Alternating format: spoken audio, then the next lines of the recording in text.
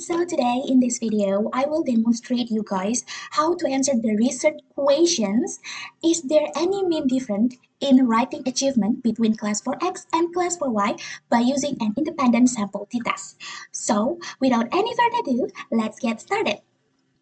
Okay, first of all, guys, you have to open the SPSS. Here, I already opened the SPSS, and don't forget to prepare the data. So here I already prepare my data, and I already copy my data from the Excel. This here from the Excel. I use class and also the score of writing achievement, and then I copy into the SPSS. So next we have to go to the variable view. I also already defined this, guys, in this name column. Yeah, we have to define in this section is a group, and then in this section is a score. Next, in labels column, we have to define in this section is a student class, and then in this section is a writing achievement score. Okay. Next, because we not comparing a gender or other code categories, there's no need to modify the value column. So we can move to change the measure column. So in this column in measure, for a group, we change as a nominal, and then for a score, we change as a scale.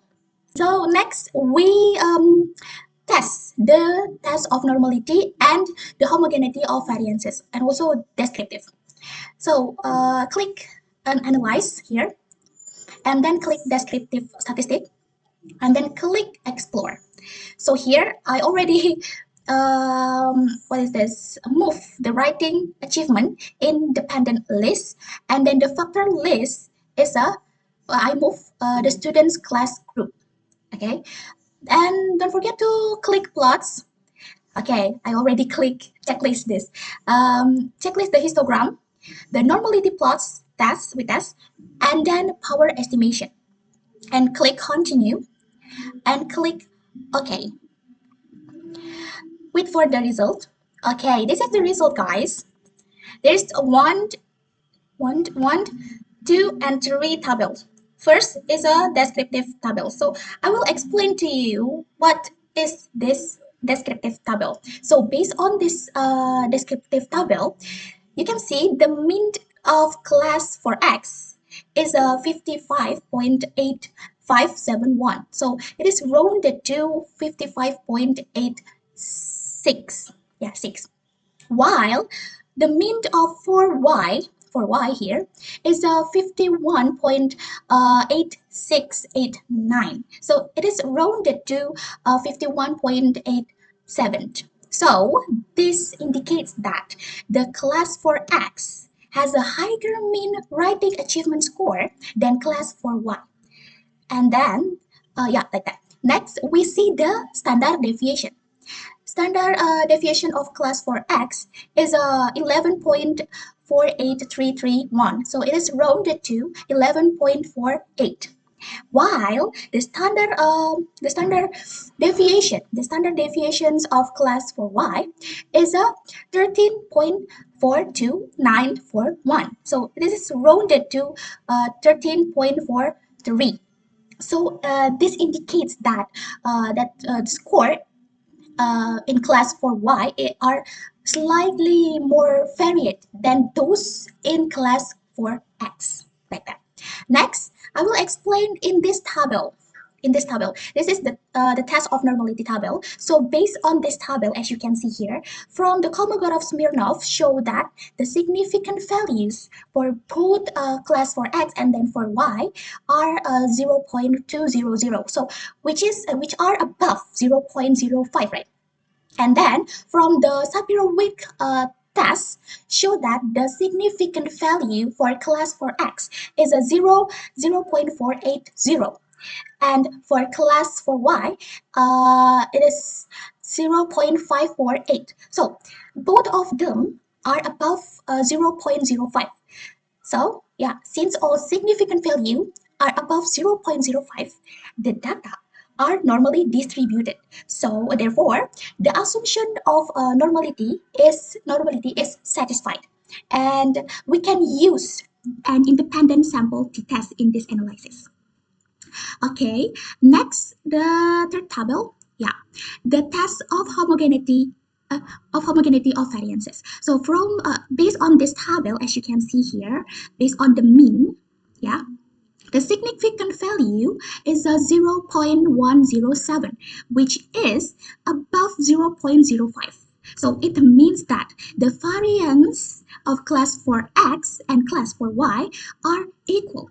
Therefore, the assumption of homogeneity of variances is satisfied, and the equal variances assumed rule should be used in interpreting the independent sample t-test result. So yeah, like that. And before we next to check the hypothesis independent test, I will explain to you this histogram. Yeah, there's two histogram here. This is for group for X, and then this is histogram for group for Y. So before that, I will show you the curve.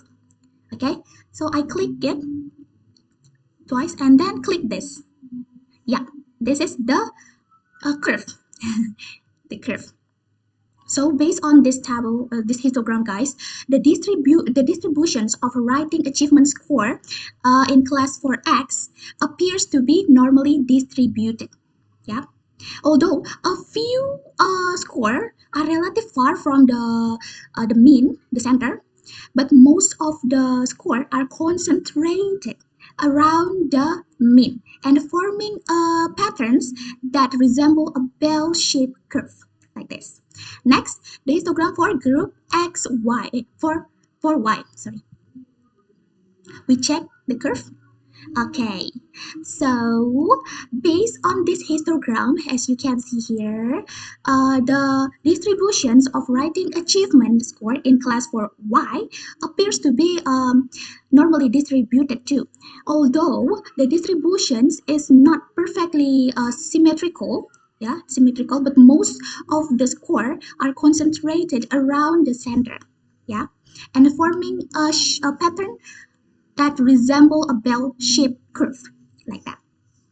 So now we can next do test the hypothesis independent sample t-test. So we can click analyze, guys. Analyze, compare mean, and click independent sample t-test. Yep, I already move it. So you have to move the writing achievement score to the test variable, and then for the student class you have to move in grouping variable, and then click define. Yeah, in this group I already define it, sorry. For group 1 is I define it for X, and then for group 2 I define it for Y, and then click continue and click OK. Wait a minute. So this is the result, guys. There's two tables here, as you can see. Maybe I will explain this, but before I already explained this in a descriptive, but I will explain it again. So based on this table, yeah, the mean score of class for X is 55.8571. So it is rounded to 55.86, sorry.